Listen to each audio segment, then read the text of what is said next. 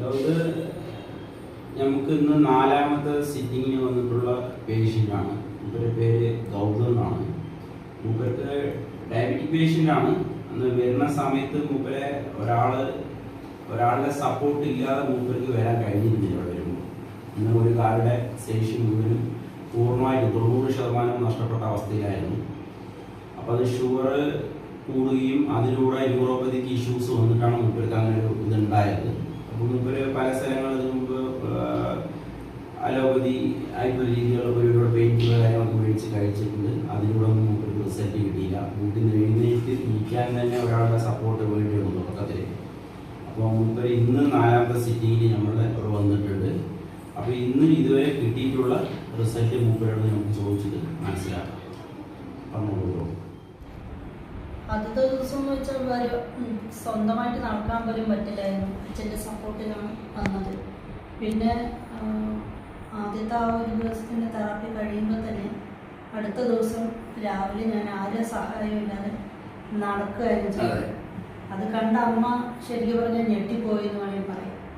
അത് പിന്നെ 2ാമത്തെ ദിവസം കഴിയുമ്പോൾ കുറച്ചുകൂടെ കൂടി, 3ാമത്തെ ദിവസം ആകുമ്പോൾ ഒന്നുകൂടെ ബെറ്ററായി.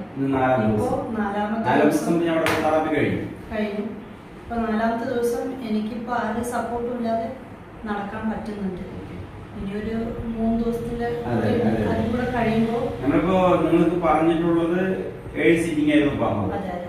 അതിലിപ്പോ 4ാമത്തെ സിറ്റിംഗിൽ തന്നെ നിങ്ങൾക്ക് ഒരാളുടെ ആശ്രയം ഇല്ലാതെ ഒറ്റയ്ക്ക് നടക്കേണ്ട അവസ്ഥ ഇപ്പൊ നിങ്ങൾക്ക് ആയിട്ടുണ്ട്. നിങ്ങൾ ഒറ്റയ്ക്ക് നടക്കേണ്ട സെറ്റ് ആയിട്ടുണ്ട്. ഇനി 3 കൂടി ഉണ്ട്. 3 ആവുന്ന സമയത്ത് നിങ്ങൾ ഇവിടുന്ന് ഏകദേശം ഓരോ രൂപത്തിൽ നമ്മൾ ആക്കി മാറ്റും. ഓക്കെ. അപ്പൊ നിങ്ങൾക്ക് ഓരോ തെറാപ്പി കഴിയുമ്പോൾ തന്നെ നിങ്ങൾക്ക് നിങ്ങളുടേതായിട്ടുള്ള നമ്മൾ പറയാതെ തന്നെ നിങ്ങളുടെ ബോഡി ലാംഗ്വേജ് കാര്യങ്ങൾ വെച്ച് നിങ്ങൾ നടത്താൻ കാര്യങ്ങളൊക്കെ നിങ്ങൾക്ക് ആ വ്യത്യാസങ്ങൾ മനസ്സിലാകും. അപ്പൊ നിങ്ങളുടെ വീട്ടിലെ പാരന്റ്സിനും അത് ബോധ്യമായ കാര്യമാണ്. അപ്പൊ നമ്മൾ ഇവിടെ ചെയ്യുന്ന തെറാപ്പിനെ പറ്റി നിങ്ങൾക്ക് മറ്റെന്തെങ്കിലും ആദ്യം വരുന്ന സമയത്ത് എന്താണ് ഏതാണെന്നുള്ള ഒരു കൺഫ്യൂഷൻ കാര്യങ്ങളൊക്കെ ഉണ്ടാവും. ഇനി വീഴ്ചയിലാണോ? അപ്പൊ നമ്മള് അറിയില്ലായിരുന്നു, മൊത്തത്തിൽ ഇതെന്തായിരിക്കുന്നുള്ള ഒരു പിടിയില്ലായിരുന്നു. എങ്ങനെയെങ്കിലും ഒന്ന് ശരിയായി കിട്ടിയാൽ മൈൻഡ് സെറ്റ് വന്നായിരുന്നു. പക്ഷെ ഇപ്പോ എന്ന് വെച്ചാല് എന്താ പറയാ, ഹാപ്പി എന്നും പറയാൻ പറ്റില്ല, അതുക്കും വേറെ സന്തോഷമായി. എന്തായാലും എനിക്ക് സ്കൂൾ തുറക്കാനായി, സ്കൂളിൽ പോകണമെന്നുള്ള ഒരു മൈൻഡ് സെറ്റ് ടീച്ചിങ്. എന്തായാലും ഹാപ്പി.